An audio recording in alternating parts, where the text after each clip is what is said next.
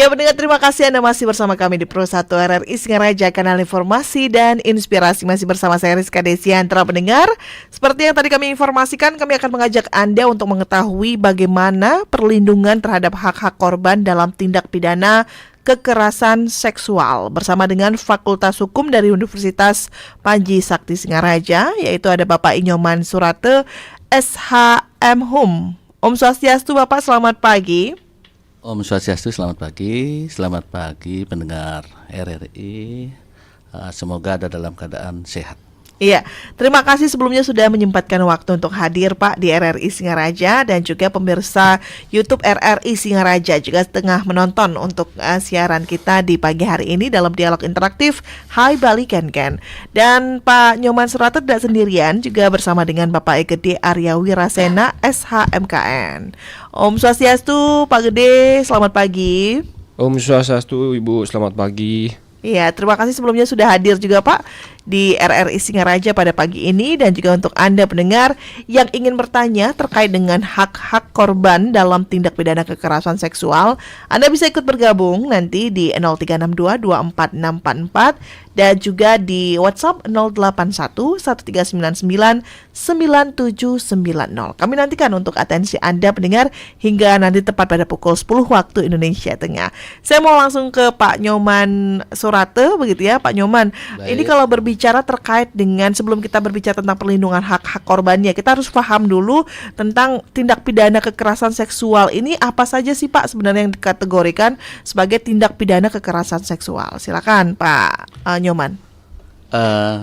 Baik, kalau kita berbicara hukum sebagaimana topik hari ini, itu pada dasarnya kita berbicara tentang masalah keadilan. Iya. Karena memang hukum itu kalau kita lihat sejarahnya, sejak awal diabstraksi memang berhimpit dengan dua hal.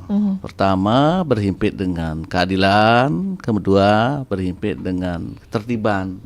Dalam perkembangannya kemudian juga hukum berkaitan dengan aspek kemanfaatan. Nah, kalau kita berbicara tentang aspek keadilan, maka hukum itu harus pro terhadap kelompok rentan. Ya. Nah, kelompok rentan itu berdasarkan fakta dan studi yang dilakukan, itu ada berapa kelompok rentan, antara lain perempuan dan anak. Nah, karena itu memang berkaitan dengan kekerasan terhadap perempuan dan juga anak, itu memang sudah ada beberapa peraturan perundang-undangan, tidak hanya di pusat, termasuk juga ada produk hukum daerah yang mengatur tentang hal ini, termasuk kita di Kabupaten Buleleng. Nah, yang relatif baru dibandingkan dengan peraturan perundang-undangan yang lain adalah sudah diundangkan Undang-Undang Nomor 12 Tahun 2022 tentang TPKS, Tindak Pidana Kekerasan Seksual. Nah, ada beberapa hal yang baru dalam undang-undang ini, termasuk berkaitan dengan apa yang dipermasalahkan tadi, berkaitan dengan apa sih sebenarnya yang masuk dalam ruang lingkup tindak pidana kekerasan seksual itu. Undang-Undang Nomor 12 Tahun 2022 ini sendiri itu melakukan memang pengkualifikasian baru tentang apa sebenarnya yang termasuk dalam ruang lingkup tindak pidana kekerasan seksual.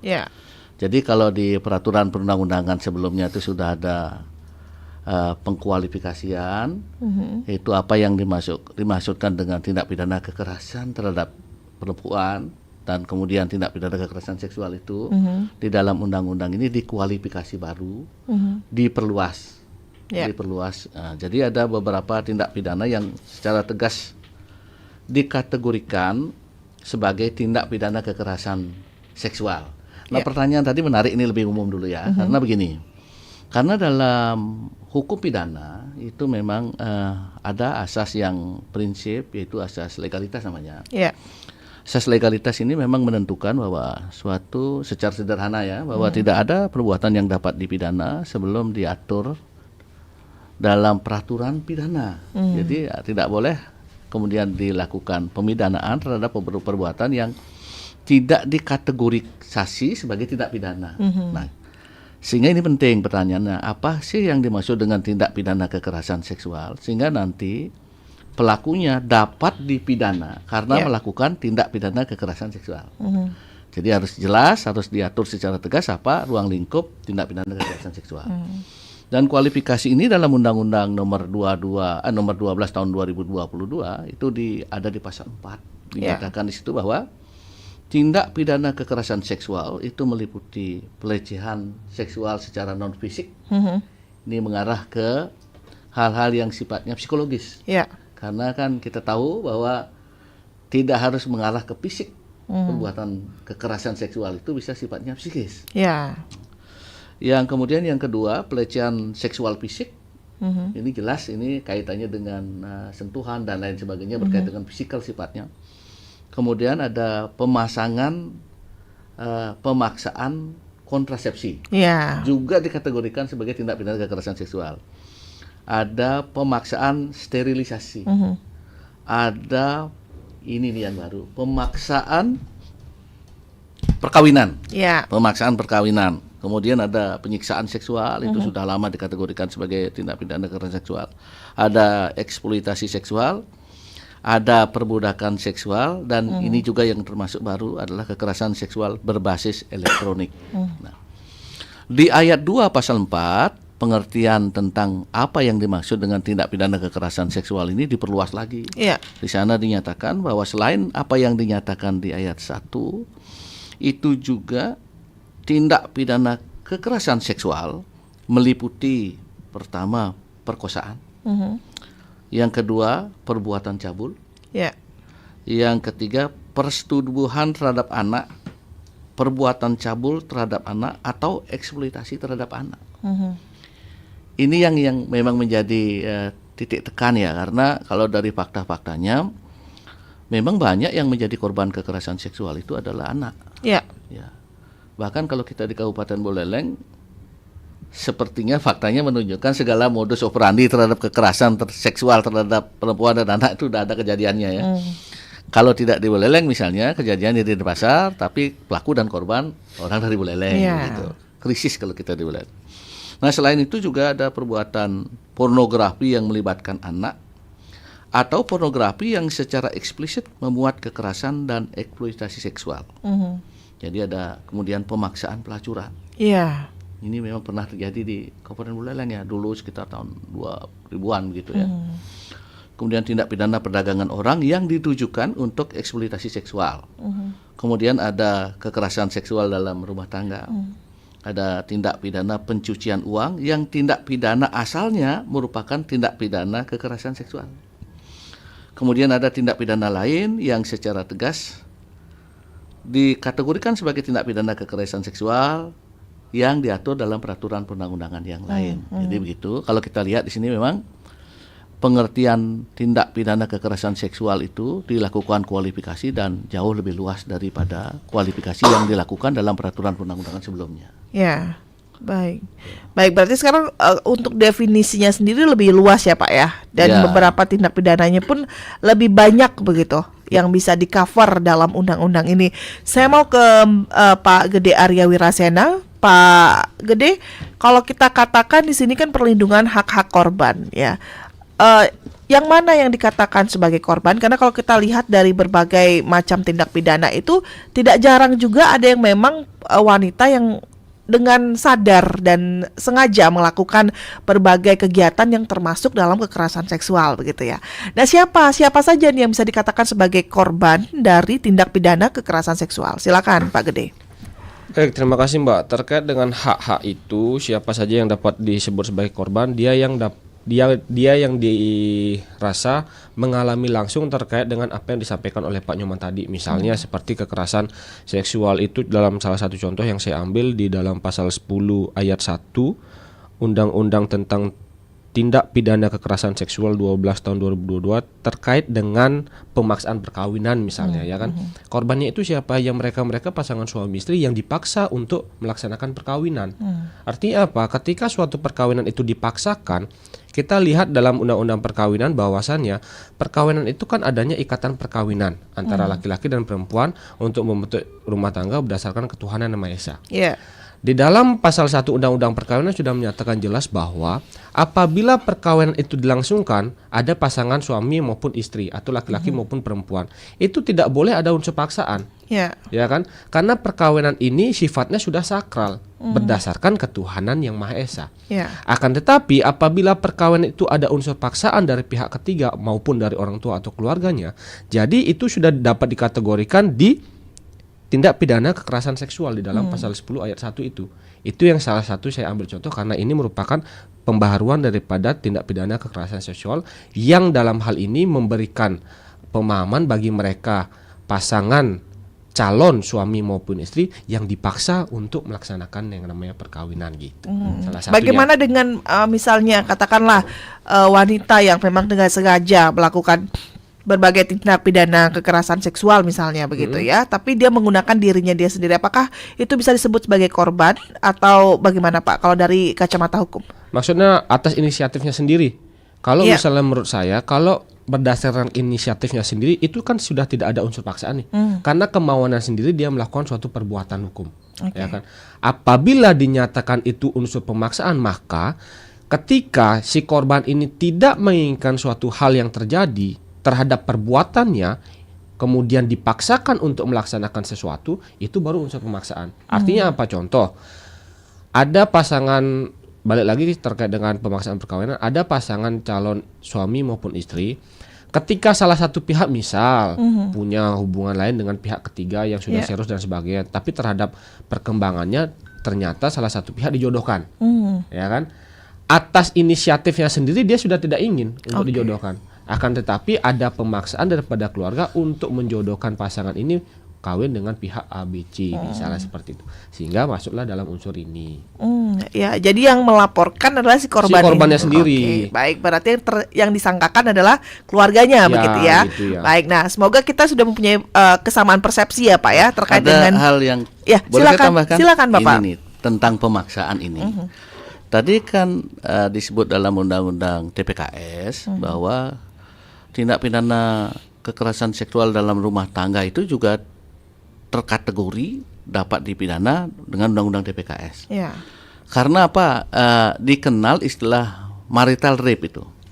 Jadi pengertian pemaksaan itu juga bisa terjadi dalam lingkup rumah tangga. Suami istri yang melakukan pemaksaan untuk melakukan kekerasan seksual, Ya. melakukan hubungan seksual, itu juga terkategori perkosaan. Perkosaan dalam rumah tangga. Ya. Jadi bisa kita lihat nih yang unik nih, yang sering menimbulkan perdebatan memang di masyarakat. Memang perkawinan itu kan melegitimasi, mensahkan hubungan dua orang laki-laki dan perempuan. Tapi meskipun mereka terikat dalam perkawinan, tetap saja tidak boleh dilakukan pemaksaan. Ya. Tetap saja tidak boleh dilakukan pemaksaan. Pemaksaan ini berarti dilakukan sebagaimana disampaikan oleh Pak Sena tadi, itu berkaitan dengan adanya hal yang tidak dikehendaki oleh salah satu pihak. Tentu seberapa banyak, seberapa besar pemaksaan ini harus dinilai secara objektif. Kalau misalnya pemaksaan hanya sekedar besok itu misalnya gitu dalam lingkup rumah tangga mungkin tidak terkategorisasi dalam hukum sebagai suatu tidak terkategorisasi sebagai pemaksaan. Ya. Tapi ada hal yang lain yang perlu diperhatikan berkaitan dengan pemaksaan ini dalam kaitannya dengan anak-anak. Ya. Ya, kalau anak-anak ini kan tanpa ada pemaksaan juga, kadang-kadang kan anak-anak bisa dieksploitasi ya psikologisnya, dipengaruhi sehingga terkesan tidak ada pemaksaan. Ya. Tetapi anak-anak ini kan bukan orang dewasa dalam ukuran kecil. Mereka itu secara psikologis belum dewasa, Ya. mungkin belum dapat membedakan secara objektif, secara cukup gitu mana yang boleh, mana tidak boleh. Jadi unsur pemaksaan ini dalam kaitannya dengan tindak pidana kekerasan terhadap anak itu berbeda penilaian dengan tindak pidana kekerasan seksual terhadap orang dewasa. Demikian juga terhadap penyandang disabilitas. Kadang-kadang kan penolakan dari kelompok disabilitas ini berbeda dengan cara penolakan yang dilakukan oleh orang-orang yang pada umumnya, orang dewasa pada umumnya. Itu juga perlu menjadi perhatian begitu. Baik, baik. Berarti memang ada beberapa hal yang perlu dipertimbangkan dan diketahui ya Pak ya. Sebelum misalnya memandang satu kasus itu apakah ada unsur tindak pidana kekerasan seksual atau tidak begitu ya. Kemudian untuk korban dari kekerasan seksual ini kan sangat rentan ya Pak, yang seperti yang kita tahu begitu ya, secara psikis, kemudian secara sosial dan lain-lain begitu ya. Apa yang kemudian diperhatikan oleh kacamata hukum kita terkait dengan hak-hak korban dalam tindak pidana kekerasan seksual? Mungkin bisa disampaikan dulu oleh Pak Nyoman Surate, nanti ditambahkan oleh Pak Gede Arya Wirasena. Silakan Pak. Sekali lagi kita dalam hal ini mengacu ke Undang-Undang TPKS ya. Kalau hal yang baru selain yang tadi sudah disampaikan itu berkaitan dengan Undang-Undang TPKS, itu adalah berkaitan dengan lingkup perlindungan dan pemenuhan hak-hak korban. Ini memang yang diatur lebih lengkap lah dibandingkan peraturan perundang-undangan yang lain. Karena dalam undang-undang ini memang hak-hak korban itu sudah dibedakan gitu menjadi 3. Ada hak berkaitan dengan penanganan tindak pidananya, kemudian ada hak-hak berkaitan dengan perlindungannya sebagai korban, kemudian ada hak-hak yang berkaitan dengan pemulihan korban. Nah, misalnya hak berkaitan dengan penanganannya ini, maka korban itu harus diberikan perlindungan sejak terjadinya tindak pidananya. Jadi bukan setelah positif akan diproses secara hukum baru diberikan perlindungan, tapi begitu terjadi tindak pidana segera harus dilakukan perlindungan terhadap hak-hak korban. Misalnya berkaitan dengan penanganannya, itu hak korban itu adalah untuk memperoleh informasi terhadap seluruh proses dan hasil penanganan, termasuk berkaitan dengan perlindungan dan pemulihan yang bisa diperoleh oleh korban. Jadi sejak awal korban itu harus sudah diberitahu ini haknya dan lain sebagainya, bagaimana proses pemenuhannya dan lain sebagainya. Misalnya antara lain yang baru nanti itu berkaitan dengan pemulihan adalah hak untuk restitusi. Restitusi ini adalah semacam ganti rugi kepada korban, karena toh korban akan mengalami kerugian yang dapat dinilai secara ekonomi. Restitusi ini tidak dibayarkan oleh negara, tapi dapat dibebankan kepada pelaku. Bahkan kemudian pelaku ini dapat dikenai penyitaan barang-barangnya untuk memberikan jaminan bahwa yang bersangkutan pelaku ini dapat memberikan kompensasi kepada korban. Nah, yang kemudian hak lain berkaitan dengan penanganan, bahwa korban juga harus memperoleh dokumentasi yang cukup, dokumen-dokumen tentang proses penanganannya sampai di mana seperti apa. Kemudian memperoleh hak atas pelayanan hukum. Karena biasanya memang yang rentan menjadi korban ini juga dari kelompok ekonomi kurang mampu juga sebagian besar. Jadi mereka harus mendapatkan hak untuk pelayanan, bagaimana mereka memperoleh bantuan hukum secara cuma-cuma harus diberikan kepada yang bersangkutan. Kemudian ada hak pelayanan psikologis, ada hak pelayanan kesehatan, pemeriksaan dan tindakan medis lainnya. Kemudian yang korban juga berhak atas layanan fasilitas sesuai dengan kebutuhan khusus korban. Ini misalnya kaitannya dengan korban yang penyandang disabilitas. Kemudian ada ini hak yang lain ini berkaitan dengan penanganan, penghapusan konten. Nah, jadi begitu ada korban sudah dilakukan tindakan, maka konten misalnya tindak kekerasan melalui media massa itu segera dihapus kontennya sehingga tidak berlanjut. Kemudian berkaitan dengan hak perlindungannya ada penyediaan informasi yang cukup, ada pemberian akses terhadap penyelenggaraan perlindungan, dan hak-hak lain. Nah, yang berkaitan dengan pemulihan itu ada rehabilitasi medis terhadap hal-hal yang berkaitan dengan fisik korban. Kemudian ada rehabilitasi mental dan sosial, psikologis. Ada pemberdayaan sosial. Ini yang pemberdayaan sosial ini maksudnya begini nih. Korban kekerasan seksual biasanya mendapatkan stigma di masyarakat.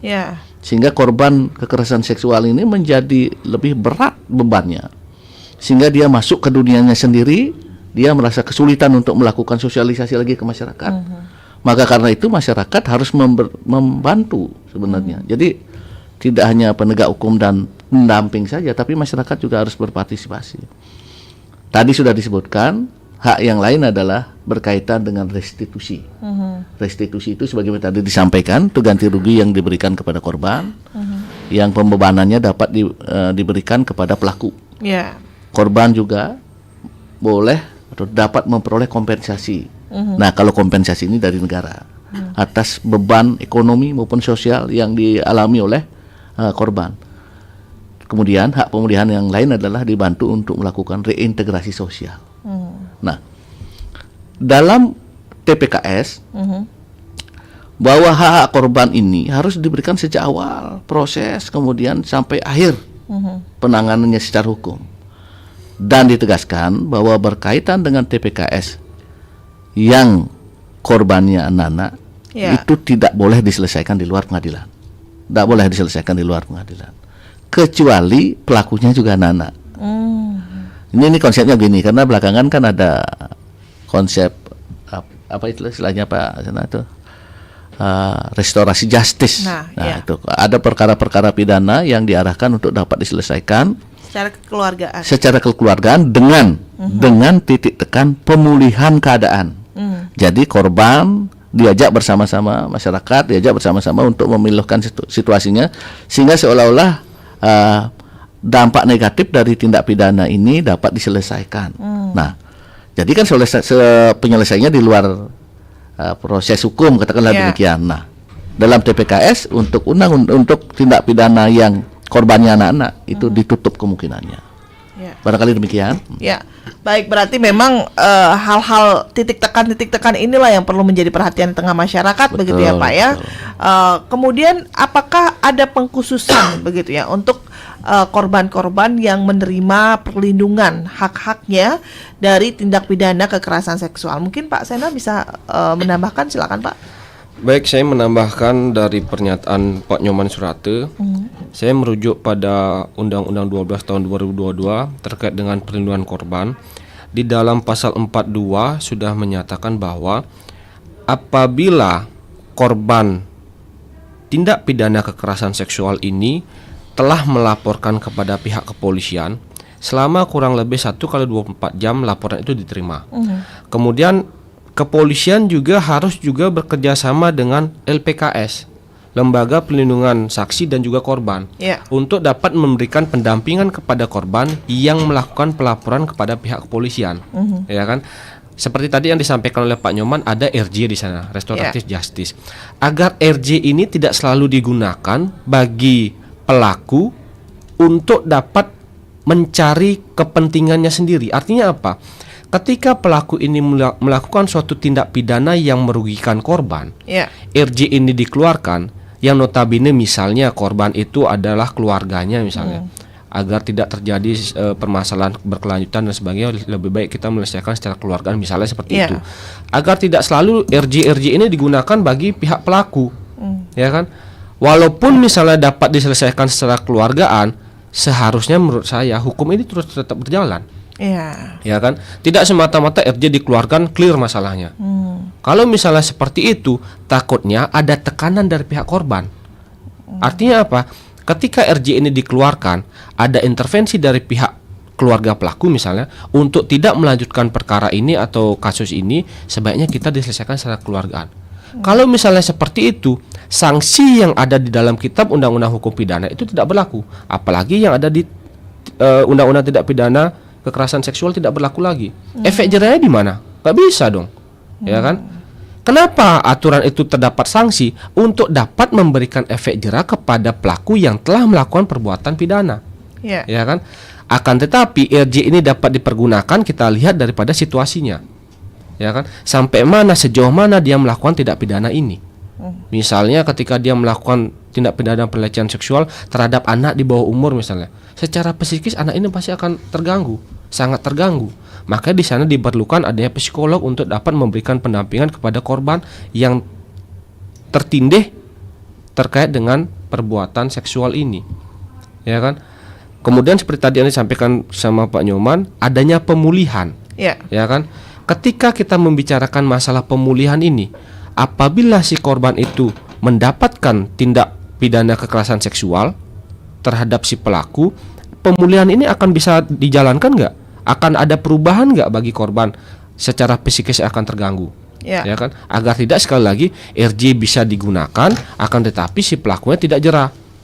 Besok melakukan lagi, berapa kali melakukan lagi dan sebagainya. Apalagi seperti sekarang ini sosial media berkembang, konten-konten yang negatif banyak sekali. Ya kan, takutnya itu yang menjadi bumerang bagi pihak pelaku ketika dia sudah menyadari kesalahannya, melihat lagi konten-konten seperti itu, melakukan lagi hal yang seperti itu gitu. Nah, kemudian yang terpenting adalah ketika korban ini sudah melaporkan kepada pihak kepolisian, mendapatkan perlindungan hukum kepada LPSK juga, kita melihat alat bukti juga. Ya. Ya kan? Alat buktinya apa? Jangan ketika kita melaporkan kepada pihak kepolisian, alat bukti yang pertama tidak terpenuhi, yaitu saksi, ya kan?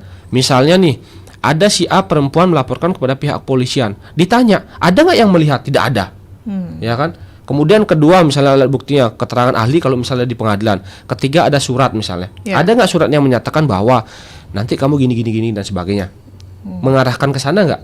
Kalau misalnya tidak ada, nggak bisa juga. Kemudian yang keempat, petunjuk.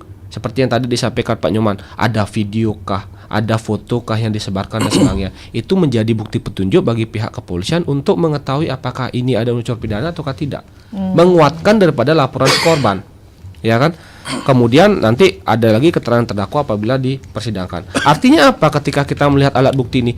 Jangan semata-mata setiap kejadian-kejadian yang dirasa sudah melanggar hukum, ya kan, melanggar suatu aturan dapat dipidana, belum tentu. Ya kan. Melebar lagi sedikit saya terkait dengan pencemaran nama baik misalnya. Itu sangat susah sekali untuk kita buktikan. Ya kan? Apalagi di kota-kota Singaraja ini ketika kita berbahasa Bali misalnya, ya kan? Apakah setidaknya kita melontarkan kata-kata bahasa Bali yang kurang baik itu sudah kita bisa laporkan ke pidana? Belum tentu. Alat bukti ini harus kita penuhi. Salah satunya adalah saksi yang terpenting. Jangan sampai ketika kita berpikiran saksi satu aja cukup, bukan. Satu saksi bukanlah saksi, melainkan dua saksi adalah saksi, gitu jadinya. Gitu. Ya, baik. Kemudian ini menjadi menarik ya kalau kita berbicara tentang hukum karena banyak persepsi sudut pandang juga yang main di sana. Menarik seperti apa yang tadi dikatakan Pak Sena begitu ya. Jika memang hak-hak korban sudah dirasa terpenuhi, kemudian ini harusnya kita selesaikan secara RJ aja, perdamaian. Tapi efek jerahnya di mana kemudian begitu ya Pak ya. Nah, Pak Nyoman Surate ini kemudian memandang ini siapa yang mempunyai peranan penting untuk bisa memutuskan ya di sebelum RJ ini, apakah ini kasus harusnya dilanjutkan nih atau ini kasus sudah sampai di sini saja? Siapa yang sebenarnya mempunyai tanggung jawab untuk itu, Pak Surate? Silakan. Berkaitan dengan pola penyelesaian ya, tadi sudah disampaikan bahwa RJ itu berkaitan dengan tindak pidana kekerasan seksual, itu ada pembatasan-pembatasannya. Sebelum ke situ, ini ada hal yang penegasan baru juga dalam Undang-Undang TPKS berkaitan dengan perkosaan ini. Dulu ada penyelesaian, misalnya ada katakanlah satu orang memperkosa orang lain di dalam konteks sama-sama dewasa ini, memenuhi untuk kawin. Kemudian diselesaikan dengan cara apa? Diselesaikan dengan cara mengawinkan antara pihak pelaku perkosaan dengan korban. Dianggap selesai. Penyelesaiannya seperti tadi konteksnya restoratif gitu ya. Nah, diperbaiki atau juga kemudian mereka akhirnya menjadi suami istri. Nah, dalam Undang-Undang TPKS tetap saja kalau ada unsur pemaksaan perkawinan, jadi melaksanakan perkawinan antara korban dengan pelaku pemerkosaan itu dianggap terkategori sebagai tindak pidana pemaksaan perkawinan dan dapat dipidana.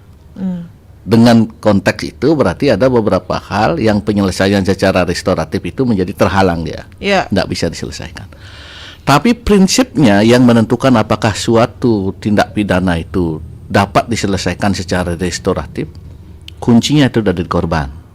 Karena korban yang merasakan dan lain sebagainya harus diberikan hak memilih apakah dapat diselesaikan dengan cara memulihkan keadaan. Sekali lagi pemulihan keadaan menurut persepsi korban. Jadi yang lain, misalnya petugas penegak hukum, keluarganya, itu memang menjadi faktor yang lebih sumir ya, hanya membantu saja. Kuncinya ada tetap di korban. Nah, bagaimana halnya berkaitan dengan korban yang tidak dapat menyampaikan secara objektif? Apakah sudah cukup berkeadilan kalau diselesaikan melalui RJ itu? Itu ada banyak peranan yang memberikan faktor pertimbangan. Ada petugas pendamping psikologis. Karena kan sekali lagi hukum itu kan harus menegakkan keadilan, itu prinsip. kalau diselesaikan secara RJ, apakah tujuan keadilan itu tercapai apa enggak? Karena begini, karena kita tahu bahwa hukum penanganan suatu perkara pidana itu memerlukan waktu dan biaya yang tidak sedikit. Ya. Jadi kalau perkara-perkara yang dianggap sumir, perkara-perkara yang dianggap tidak berdampak sosial secara masif, itu dapat diselesaikan melalui konteks RJ.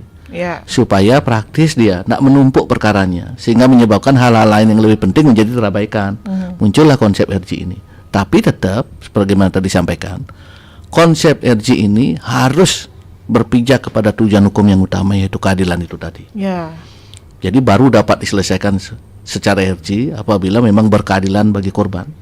Dan korban secara objektif menyatakan persetujuan untuk masalah itu bisa diselesaikan melalui restoratif justice. Barangkali demikian. Ya, baik. Berarti ada berbagai pendapat dan persetujuan juga ya Pak yang diperlukan ya Pak. Ya. Nah, untuk pendengar yang ingin bertanya atau mungkin mempunyai pertanyaan terkait dengan bagaimana perlindungan hak-hak korban dalam tindak pidana kekerasan seksual, silakan Anda masih bisa ikut bergabung. Kami buka di 0362246644 dan juga di 081139999790.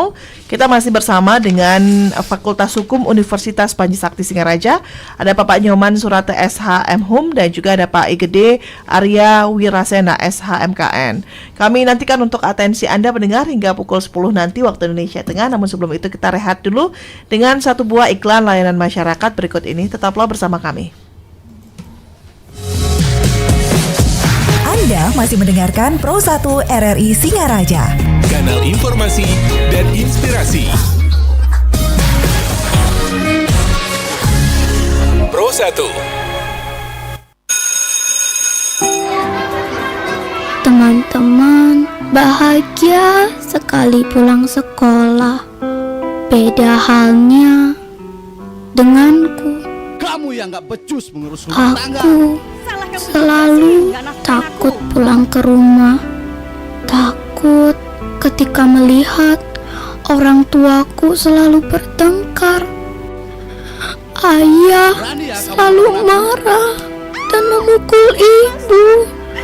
Aku juga sering dibentaknya.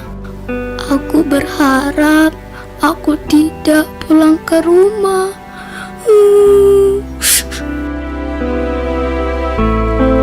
Stop kekerasan terhadap perempuan dan anak.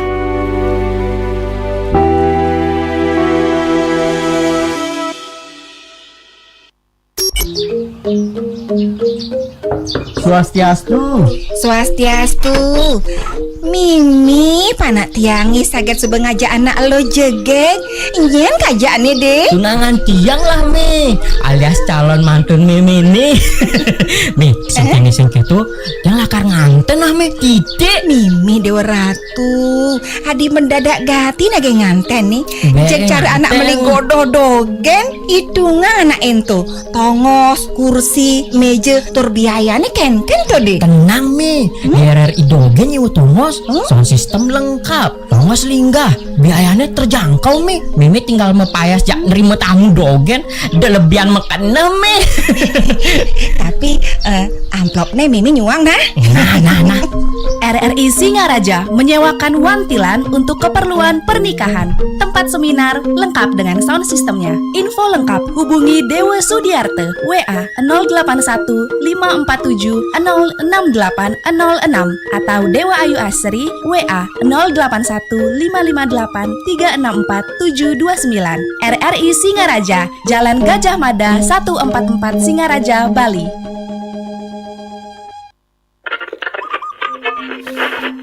Aduh, gimana sih ini? Kenapa sih Dek? Kasihan radionya diomelin gitu. Nanti radionya ngambek loh. Mama ini, mana bisa radio ngambek? Ini loh Ma, Kadek mau dengerin lagu di radio. Tapi kok isi lagunya kayak gini sih? Kayak gini gimana sih Dek? Yang namanya lagu kan ya ada syair dan ada liriknya. Iya Ma, Kadek tahu. Tapi ini coba dengerin. Lagu kayak gini kan jorok Ma, gak pantas kalau diputar di radio. Oh, lagu-lagu kayak gitu yang Kadek maksud. Kalau lagu-lagu seperti itu, iya sih Dek, liriknya memang kurang tepat. Nah, Kadek gak usah bingung, Kalau Kadek dengar konten jorok di TV ataupun di radio, Kadek bisa kok melaporkannya ke KPI. Ah, Mama ini paling kalau kita melapor juga cuma dibaca aja, mana mungkin ditindaklanjuti. Enggak gitu, Dek. Untuk mewujudkan generasi penerus yang cerdas dan bermartabat, kita harus bersama-sama memberantas konten-konten yang tidak mendidik. Benar, KPI merupakan bagian dari wujud peran serta masyarakat dalam hal penyiaran sebagai wadah aspirasi maupun mewakili kepentingan masyarakat. Segala bentuk penyiaran, baik di TV maupun radio, harus memenuhi Undang-Undang Nomor 32 Tahun 2002 tentang penyiaran dan P3SPS.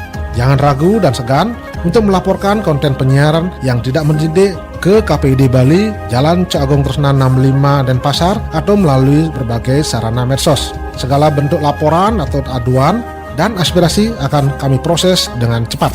Mari bersama KPI kita wujudkan siaran yang sehat, masyarakat yang cerdas dan bermartabat. Namun Sat Kerti Loke Bali. Pro 1. Anda masih mendengarkan Pro 1 RRI Singaraja. Kanal informasi dan inspirasi. Pro 1. Ya, mendengar Anda masih bersama kami di Pro 1 RRI Singaraja, kanal informasi dan inspirasi. Masih bersama saya Rizka Desiantra, pendengar, dan kita masih berbicara terkait dengan perlindungan hak-hak korban dalam tindak pidana kekerasan seksual. Masih bersama dengan Universitas Panji Sakti Singaraja dari Fakultas Hukum. Ada Bapak Inyoman Surate SHM Hum dan juga Bapak Igede Arya Wirasena SHMKN. Silakan untuk Anda yang akan bergabung, pendengar, kami undang atensi Anda. Bagaimana pendapat Anda terkait dengan perlindungan hak-hak korban dalam tindak pidana kekerasan seksual di Kabupaten Buleleng? Dan sebagai masyarakat Buleleng, apa yang ingin Anda sampaikan begitu ya untuk para korban dari tindak pidana seksual ini yang memang harus kita perhatikan begitu ya? Dan mungkin di daerah Anda ada yang juga terjadi misalnya kasus pelecehan seksual ataupun kekerasan seksual di daerah Anda, dan bagaimana terhadap penanganan hak-hak korbannya. Anda juga bisa ikut bergabung. Kami nantikan atensi Anda di 0362 24644 dan juga di 081 1399990. Kami nantikan atensi Anda pendengar hingga nanti tepat pada pukul 10 waktu Indonesia Tengah. Silakan untuk Anda yang akan bergabung. Mohon izin untuk Pak Nyoman dan juga Pak Gede, kita sapa pendengar di 24644. Selamat pagi RRI. Selamat pagi RRI Chandra. Iya, selamat pagi Pak Gus dari Mayong. Silakan Pak. Selamat pagi bapak-bapak narasumber, sahabat-sahabat saya ini. Ya, Om Swastiastu. Yes. Tertarik sekali pembahasannya yang terbaru, Undang-Undang Tindak Pidana Kekerasan Seksual, ya, yang sangat alot sekali ya, untuk mengetok palu menjendang ramai, ada pro dan kontra ya. Pembahasan sangat lama sekali ya, ingin ditunda-tunda dan sebagainya. Padahal ini ya bagaimana masyarakat ya di media-media dengar sangat memperhatikan sekali. Nah, dan undang-undang ini sekarang ini betul-betul menjadi satu ya perlindungan betul ya, adanya tindak kekerasan seksual. Saya ingin ya antara unsur positif dengan logika sang rahe yang ada di Bali ini. Ya. Ya, ini saya tertarik sekali. Padahal di Bali sudah ada dulu jadi perlindungan, ya ada tanda melakukan satu tenaga kekerasan, ini namanya logika sang rahe. Ya ini sekarang sangat ngetren sekali ya berita-berita ini. Mengapa nama ini bisa terjadi? Di berbagai faktor penyebab antara ini. Anak-anak di bawah umur bisa diperlakukan juga, gitu. Ada keluarga diperlakukan di media-media ini sampai dengan ya spiral itu. Para mohon maaf ada sulinggih ya berita ini orang beranda tuh, ya sampai media sosial begini. Ya. Ini sangat prihatin sekali ya. Walaupun dia tidak melakukan kekerasan suka sama suka, tapi penampilan pornografi itu termasuk kekerasan ya tuh. Pornografi di media sosial nih. Bagaimana ya berlaku seperti itu? Ya. Nah, ini saya ingin bertanya sama Bapak narasumber ya. Ya, saya sebenarnya di bidang hukum sekarang ini, ketegasan hukum sekarang ini, ya banyak terjadi suatu hal-hal yang betul-betul ya harus mendapat perlindungan pada si korban ini. Iya. Ya, dengan saya.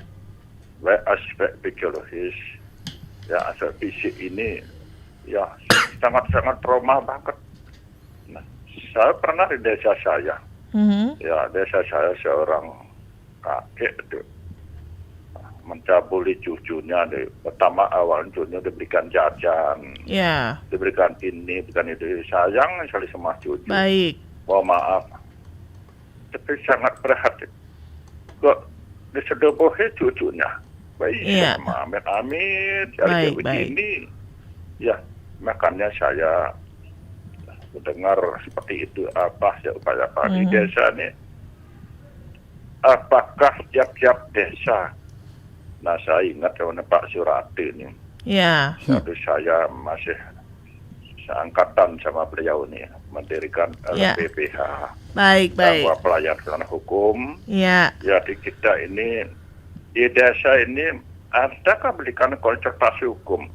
Ya, berikan suatu, ya, timah-timah hukum, ada masalah-masalah seperti tindak pidana kekerasan dan lain ini. Tadi fakultas hukum Pansaki sudah bagus, misalnya. Tapi kalau di desa-desa kalau ada, tidak, ini soal siap kok. Baik. Membantu, baik langsung. Tapi kalau sedang pengadilan kan ada lawyer sendiri. Tapi kita gratis memberikan pemikiran masalah hukum yang ada di desa ini. Baik. Ini saya ingat sekali Pak D.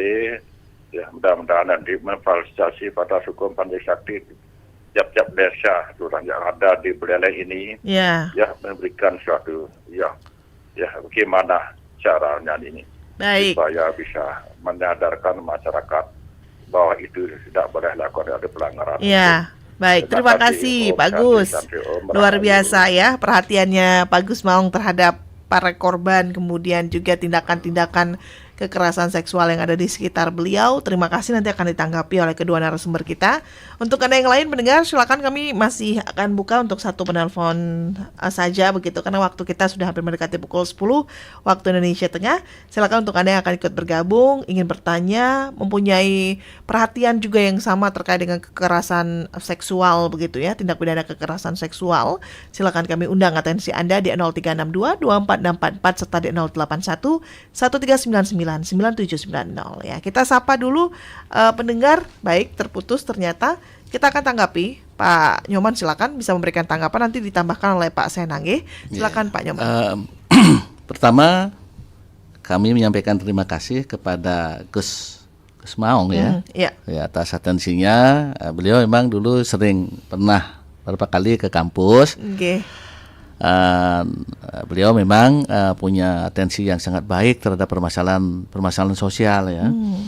Tapi saya perlu meluruskan terlebih dahulu, karena di Fakultas Hukum Universitas Panji Sakti itu rupanya ada dua Surata ini. Saya Nyoman Surata, supaya tidak ada kekeliruan. Kemudian ada Pak Gede Surata, Dr. Gede Surata. Beliau adalah senior saya. Jadi mohon maaf, kebetulan yang hadir sekarang ini adalah Pak Nyoman Surata.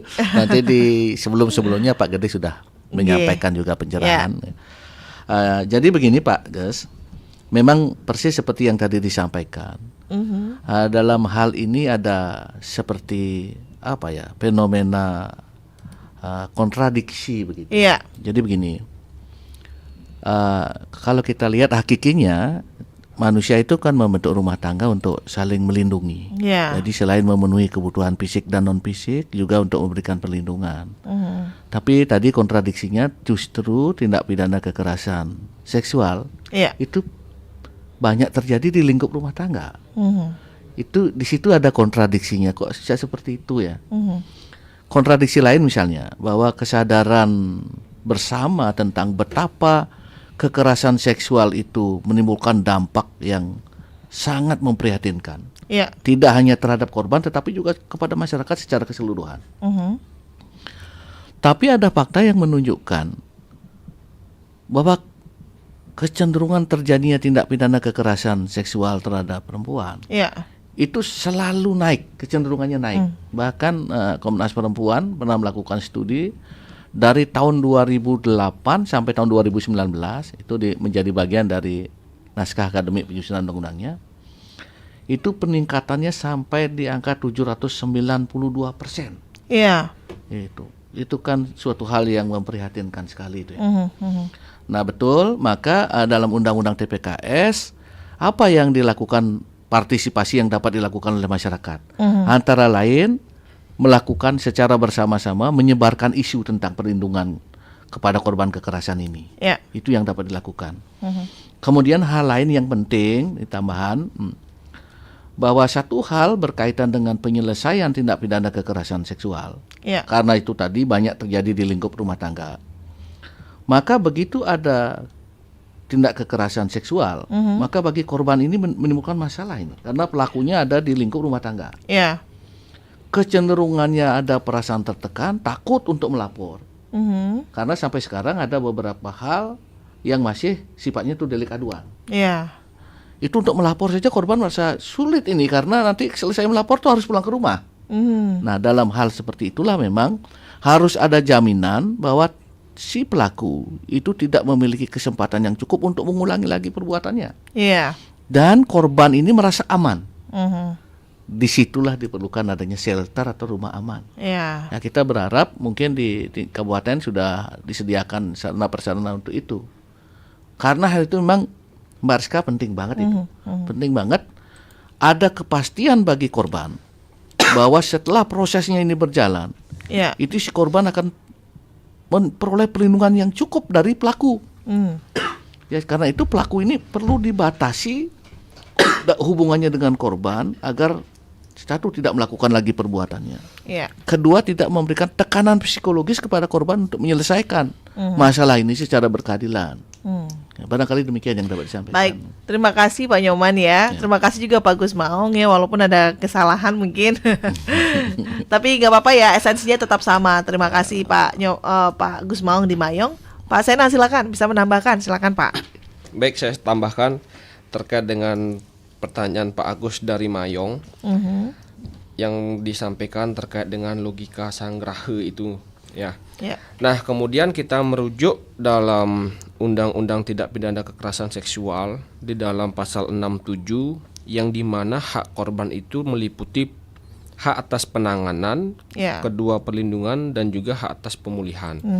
Nah, kemudian terkait dengan hak korban ini saya garis bawahi bahwa di dalam pasal 11 Undang-Undang terkait dengan tindak pidana kekerasan seksual yang dimana peraturan daerah juga mengeluarkan di dalam peraturan daerah Kabupaten Buleleng nomor 5 tahun 2019 tentang perlindungan perempuan itu di dalam pasal 11-nya menyatakan bahwa korban-korban yang mendapatkan kekerasan terhadap pelecehan seksual ini itu dibuatkan yang namanya rumah aman, ya kan? Gunanya apa? Untuk memberikan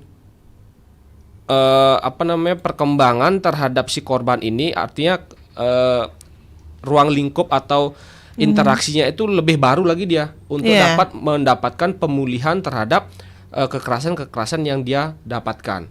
Itu rumah aman di dalam peraturan daerah Kabupaten Buleleng pasal 11. Akan tetapi faktanya adalah rumah aman ini belum tersedia di Kabupaten Buleleng. Ya kan?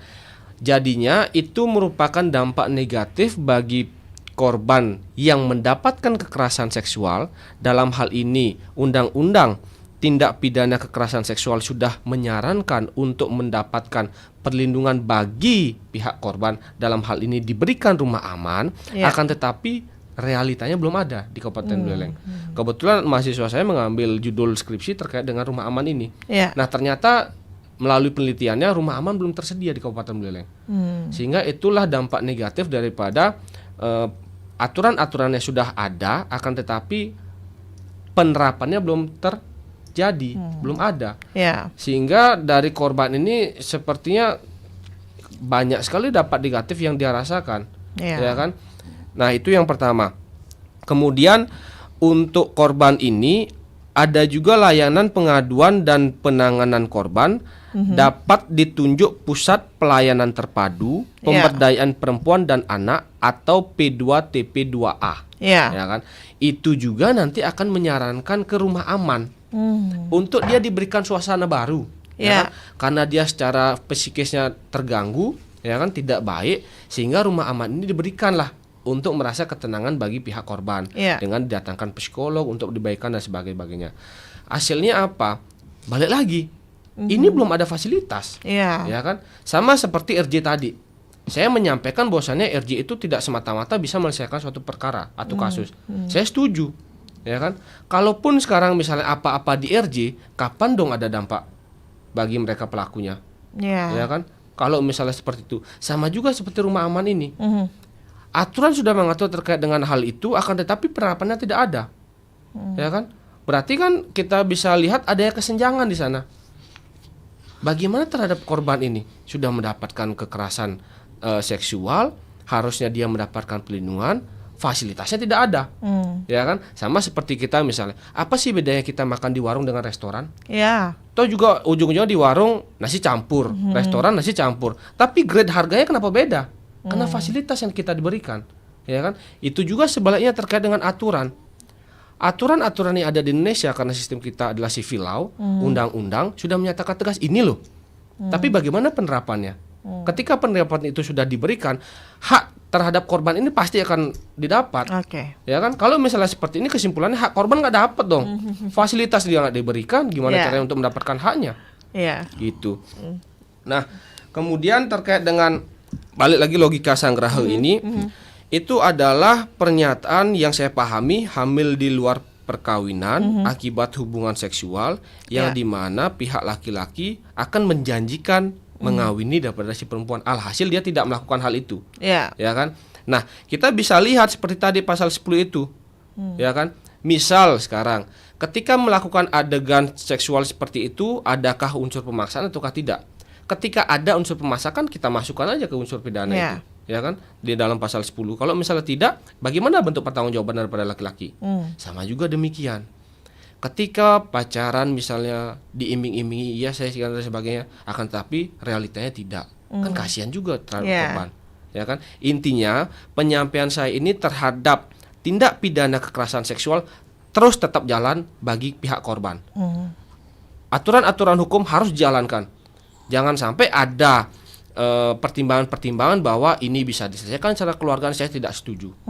Kalau dari prinsip saya sendiri, karena ini harus ditegakkan dan harus mendapat perlindungan hukum bagi korban yang mendapatkan kekerasan seksual.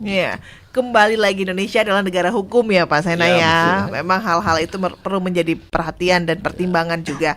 Terima kasih untuk Pak Sena, kemudian Pak Gus Maung, dan juga terima kasih juga untuk Pak Nyoman ya sudah hadir. Tapi karena waktu kita terbatas hingga pukul 10 nanti, kita akan dengarkan dulu closing statement apa yang ingin disampaikan terkait dengan perlindungan hak-hak korban, yaitu yang menjadi korban tindak pidana kekerasan seksual. Silakan dari Pak Nyoman dulu. Sebagaimana tadi disampaikan bahwa ternyata kekerasan seksual ini berdampak sangat luas dan dalam di masyarakat. Karena itu memang sebagaimana tadi Mbak Rizka sebutkan juga bahwa dukungan semua komponen, semua pemangku kepentingan termasuk masyarakat luas untuk mencegah dan untuk menyelesaikan tindak pidana kekerasan seksual secara berkeadilan itu sangat penting. Jadi semua harus melakukan peranannya. Nah, Undang-Undang Nomor 12 Tahun 2022 sudah memberikan tuntunan untuk itu. Apa yang dapat dilakukan oleh penegak hukum, apa yang dilakukan oleh pemerintah, termasuk pemerintah daerah, apa yang dilakukan oleh masyarakat. Saya pikir kalau pemerintah daerah juga memang sudah punya komitmen yang kuat sekali terhadap hal ini, terbukti dengan adanya produk hukum yang dibuat, yang diundangkan di daerah, diterbitkan di daerah itu sudah cukup banyak. Yeah.